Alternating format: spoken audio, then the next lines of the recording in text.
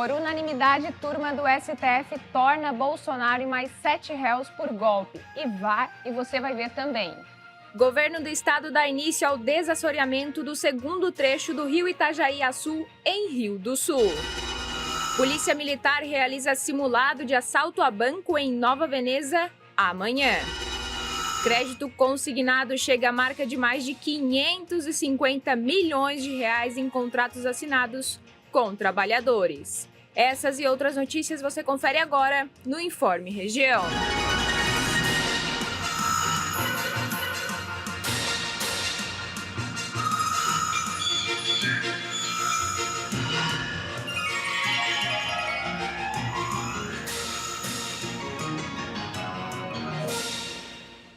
Olá, muito boa tarde a você que nos acompanha em mais uma edição ao vivo aqui do Informe Região, diretamente de Criciúma. Agora 1h16 e Criciúma está marcando a casa dos 30 graus. Por unanimidade, a primeira turma do Supremo Tribunal Federal, o STF, decidiu ontem tornar o ex-presidente Jair Bolsonaro réu pelos crimes de golpe de Estado e tentativa de abolir o Estado Democrático de Direito. É a primeira vez que um ex-presidente eleito é colocado no banco dos réus por crimes contra a ordem democrática estabelecida com a Constituição de 1988. A equipe de segurança do Supremo Tribunal Federal realizou uma nova inspeção com o uso de cães farejadores antes do segundo dia do julgamento da denúncia contra o ex-presidente Jair Bolsonaro e outros 7 acusados. A primeira turma da corte retomou nesta manhã a análise do caso que envolve a tentativa de golpe de Estado em 2022. A sessão iniciou com o voto do relator, ministro Alexandre de Moraes. Durante o voto, Moraes disse haver evidências de violência e organização criminosas relacionadas aos atos de 8 de janeiro de 2023. Vídeos foram exibidos durante a fala de Alexandre de Moraes em que mostraram agressões a policiais, incluindo o caso de uma agente da PM atacada com uma barra de ferro. E sempre com a intenção golpista nós vamos ver várias faixas pedindo intervenção federal. Uma verdadeira guerra campal. Bombas, helicóptero, jogando bombas de efeito moral. O policial agredido, tirado do seu cavalo e agredido covardemente. Moraes também falou sobre uma tentativa de minimizar os acontecimentos, criando, segundo o ministro, a falsa narrativa de que os manifestantes estavam apenas pichando uma estátua. O general Augusto Heleno também foi citado, sendo apontado como peça-chave na estruturação de um sistema de desinformação para desestabilizar o processo eleitoral. No caso de Bolsonaro, a acusação rebateu a tese da defesa de que não haveria provas contra o ex-presidente. Segundo a denúncia, ele teria coordenado membros do governo para construir uma narrativa de ataques às instituições. Foram mencionados episódios como seu discurso na Avenida Paulista em setembro de 2021, no qual proferiu declarações contra o Supremo Tribunal Federal e disse que não cumpriria decisões judiciais. Outro ponto abordado foi a reunião de Bolsonaro com embaixadores, em que teria utilizado recursos públicos para disseminar desinformação sobre o sistema eleitoral. Esse episódio, inclusive, foi um dos fatores que levaram à sua inegibilidade conforme decisão do TSE. Outro ponto destacado por Moraes tem relação com as operações que buscaram dificultar o acesso de eleitores ao pleito presidencial, como a ação da Polícia Rodoviária Federal no dia da eleição. A PGR destacou que Bolsonaro tinha conhecimento detalhado do plano conhecido como Punhal Verde e Amarelo e que atuou para manter a fidelidade de seus apoiadores mesmo após a derrota eleitoral. A denúncia também aponta que ele teve acesso, manipulou e discutiu a minuta do golpe, evidenciando a intenção de ruptura democrática. Por unanimidade, os ministros decidiram por aceitar integralmente a denúncia da PGR. O ministro Luiz Fux, que ontem votou para que o caso fosse julgado no plenário, iniciou o voto com ponderações e sinalizou divergência quando citou o caso da cabeleireira Débora Rodrigues Santos, que pichou com batom a estátua da Justiça durante os atos golpistas de 8 de janeiro. E aqui o ministro Alexandre de Moraes citou um caso que eu pedi vista recentemente, do caso do batom. Eu tenho, e aqui eu falo para os integrantes da minha turma, que nós temos toda a liberdade e temos todo o respeito pela independência e opinião de todos os colegas, que eu vou fazer uma revisão dessa dosimetria. E o ministro Alexandre, com o seu trabalho, ele explicitou a conduta de cada uma das pessoas. E eu confesso que, em determinadas ocasiões, eu me deparo com uma pena exacerbada. E foi por essa razão, ministro Alexandre, dando uma satisfação a Vossa Excelência, que eu pedi vista do caso, desse caso, que eu quero analisar o contexto em que essa senhora se encontrava. Eu quero analisar. Eu sei que Vossa Excelência tem a sua opinião, já exteriorizou. Nós julgamos sob violenta emoção após a verificação da tragédia do 8 de janeiro. Eu fui ao meu ex-gabinete, que a ministra Rosa era minha vice-presidente, e vi mesa queimada, papéis queimados. Mas eu acho que os juízes, na sua vida, têm sempre de refletir dos erros e dos acertos. Alexandre de Moraes respondeu Fux, dizendo que não se pode confundir um ato de uma ré que acampou nos quartéis e participou dos atos de 8 de janeiro com uma pichação de muro. Ministro Fux, em relação ao batom, obviamente Vossa Excelência me conhece e eu defendo a total independência de cada um dos magistrados. E acho que Vossa Excelência vai poder trazer uma discussão importantíssima para a turma. O que fiz questão de salientar, e agora explicito mais, é que é um absurdo as pessoas quererem comparar aquela conduta de uma ré que estava há muito tempo dentro dos quartéis, pedindo intervenção militar, que invadiu junto com toda a turba e, além disso, praticou esse dano qualificado com uma pichação de um muro. A questão da dosimetria, a questão da discussão, eu e o ministro Zanin, nós mesmos, divergimos em muitos casos na questão da dosimetria. Mas a questão dos fatos, nós temos que admitir os fatos. Lá não foi uma simples pichação.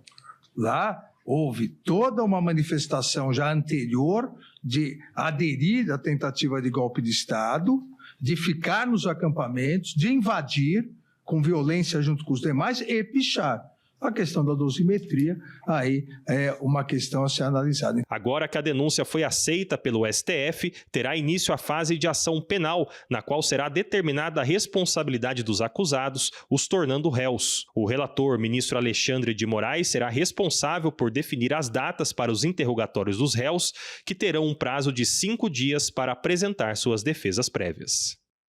A Secretaria de Estado da Saúde iniciou ontem a distribuição das vacinas contra a gripe para as gerências regionais de saúde. O objetivo é que todos os municípios tenham as doses disponíveis para a campanha de vacinação, que inicia no dia 7 de abril. Neste ano, o imunizante foi incorporado ao calendário de vacinação de crianças de 6 meses a 5 anos de idade, gestantes e idosos com 60 anos de idade ou mais, e ficará disponível ao longo de todo o ano. Nos próximos dias, a Secretaria de Estado da Saúde e o Conselho de Secretarias Municipais de Saúde devem definir a estratégia de vacinação para o Estado. A seguir, o governo do Estado dá início ao desassoreamento do segundo trecho do rio Itajaí-Açu, em Rio do Sul.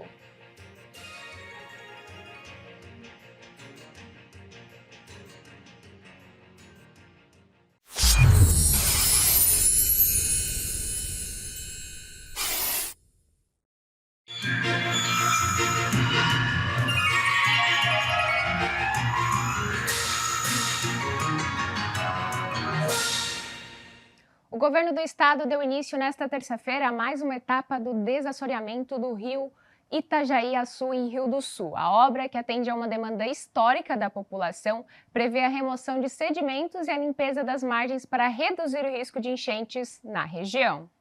O governo do estado deu início nesta semana ao desassoreamento do segundo trecho do rio Itajaí-Açu, em Rio do Sul. Em mais uma etapa da obra, o projeto prevê a remoção de sedimentos em um trecho de 750 metros do leito e das margens, além da eliminação de uma ilha e limpeza de galharia, visando melhorar o fluxo do rio e reduzir o risco de enchentes na região. Para acompanhar de perto o início dos trabalhos, o secretário de Estado de Proteção e Defesa Civil de Santa Catarina, Mário Hildebrand, e o prefeito de Rio do Sul, Manuel Arizoli Pereira, visitaram o local. Durante a vistoria, eles conferiram o andamento da intervenção, que já está na fase de remoção inicial dos sedimentos. uma ação que dá continuidade a um trabalho que nós já fizemos no ano passado, nesse ano, que representou 5,5 km, e agora com esses 750 metros vamos estar atingindo especificamente uma área muito cobrada pela população, que é conhecida como a Ilha do Jockey, uma área que há muito tempo estava segurando detritos, represando a água, diminuindo a vazão do rio Itajaí, provocando inclusive alagamentos e inundações naquela comunidade.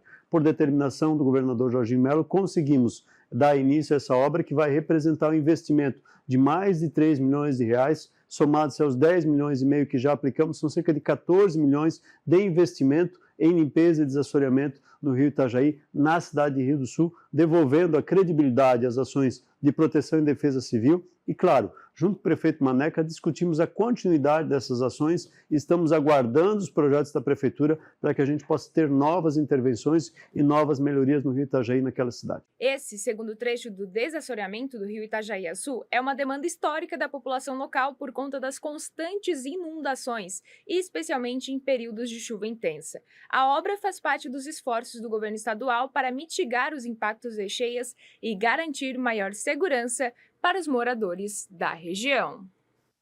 O curso de Ações Integradas de Defesa, promovido pelo Batalhão de Operações Policiais Especiais, o BOP, para 60 policiais militares de cidades da região sul de Santa Catarina, vai realizar amanhã uma simulação de roubo a banco no município de Nova Veneza. O curso é uma estratégia da Polícia Militar de Santa Catarina para preparar o policial para atuar de modo preventivo e repreensivo em crimes violentos contra o patrimônio. Então, os alunos vão ter desde a elaboração de plano de defesa, que é uma ferramenta importante para que todos os policiais estejam integrados nesse combate, até a primeira intervenção em ocorrência com explosivo, que é algo que acontece bastante nesse tipo de crime. A gente aproveita então para publicar para a informação da comunidade de Nova Veneza que esse curso termina com um simulado de roubo a banco, que vai acontecer no centro da cidade de Nova Veneza, na sexta-feira, dia 28, no período da manhã. Então, a partir das 6 horas da manhã, os moradores de Nova Veneza eles vão acompanhar alguns disparos de festim, algumas explosões controladas, e a gente pede para que se acostume com isso, especificamente para essa sexta, já que é uma ferramenta importante para que os policiais tenham contato com esse tipo de combate a crimes violentos contra o patrimônio mais próximo da realidade possível. Segundo a instituição, a simulação é uma medida preventiva e necessária para fortalecer a preparação dos policiais militares em casos de emergência.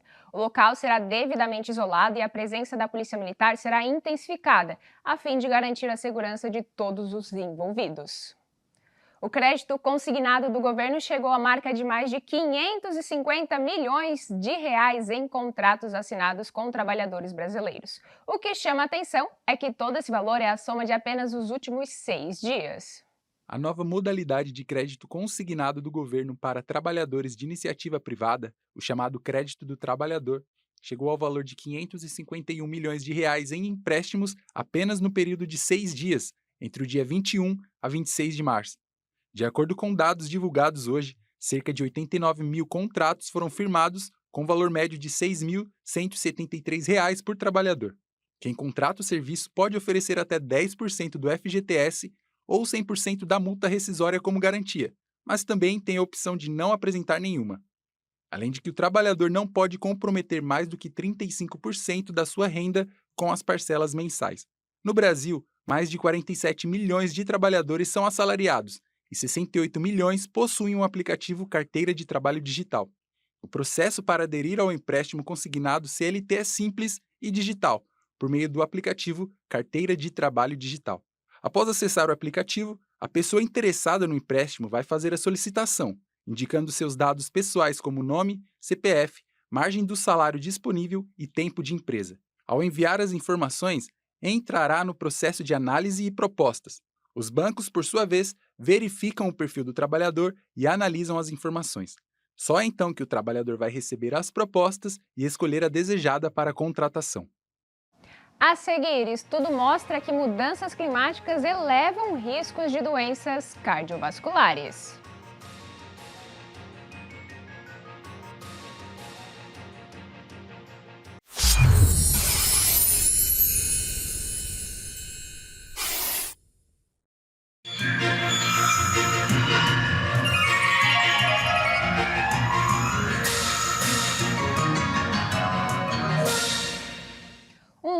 estudo australiano mostrou que mudanças climáticas elevam riscos de doenças cardiovasculares. O impacto do aumento das temperaturas na saúde cardiovascular tem sido subestimado, mas um estudo publicado no Heart Journal alerta que essa relação pode ser mais grave do que se imaginava. Pesquisadores australianos analisaram dados de saúde da população entre 2003 e 2018 e concluíram que o calor extremo contribui significativamente para doenças como insuficiência cardíaca, ataque do coração, arritmias e AVC. Segundo os cientistas, os efeitos das mudanças climáticas podem dobrar a carga de doenças cardiovasculares nos próximos 25 anos. Embora fatores como hipertensão, colesterol elevado, tabagismo e sedentarismo sejam amplamente reconhecidos como riscos para o coração, a exposição prolongada a altas temperaturas tem recebido menos atenção. Grupos vulneráveis como idosos, pessoas com doenças crônicas e aqueles em situação de vulnerabilidade socioeconômica são os mais afetados. Diante deste cenário, especialistas recomendam medidas de adaptação, como evitar atividades físicas ao ar livre nos horários mais quentes, manter-se hidratado e buscar ambientes frescos sempre que possível. Além disso, políticas públicas voltadas para a proteção dessas populações podem ser essenciais para mitigar os impactos do calor extremo na saúde. Apesar do estudo ter se baseado exclusivamente em dados australianos, os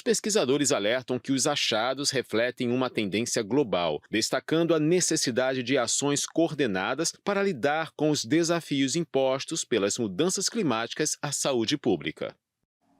Hoje à noite será realizada uma audiência pública na Associação Empresarial de Criciúma, a ASIC, a partir das 7 horas da noite, para discutir o sistema de estacionamento rotativo na cidade. O evento tratará de reclamações dos usuários, multas aplicadas, critérios de expansão do rotativo e outros aspectos relacionados ao tema. A audiência foi solicitada por meio de requerimento apresentado na Câmara de Vereadores da cidade, através do vereador Nicola Martins. O objetivo é esclarecer dúvidas sobre o funcionamento do estacionamento rotativo e debater sobre possíveis melhorias no sistema. O evento é aberto ao público e a participação da comunidade é essencial. A expectativa é de que a audiência proporcione um espaço para discussão e encaminhamento de soluções para as questões levantadas. A Páscoa está chegando e com ela o aumento do preço dos ovos tradicionais de Páscoa também. Um levantamento divulgado pela Fundação Instituto de Pesquisa Econômicas avaliou que os preços dos ovos de Páscoa tiveram uma alta de 9,52% em 2025. No acumulado dos últimos 3 anos, a alta chegou a 43%. Segundo o coordenador da Fundação, o aumento no custo de produção do chocolate é o principal motivo da elevação dos preços nos últimos anos. Questões climáticas causaram queda na oferta mundial do cacau, disparando o preço desse insumo nos últimos 3 anos. Analistas projetam queda de demanda por ovos de chocolate para a temporada de 2025 de 2%, por conta do preço do cacau, fazendo com que o preço do chocolate continue pesando no bolso do consumidor. Apesar dos preços, o consumidor brasileiro deve continuar procurando alternativas para equilibrar o bolso, como foi feito no ano passado, quando apostou em opções mais econômicas como barras de chocolate e caixas de bombons. E a gente fecha mais uma edição aqui, quinta-feira, 30 graus ainda aqui em Criciúma. A gente vai finalizar mais uma edição do Informe Região. Até amanhã, tchau, tchau.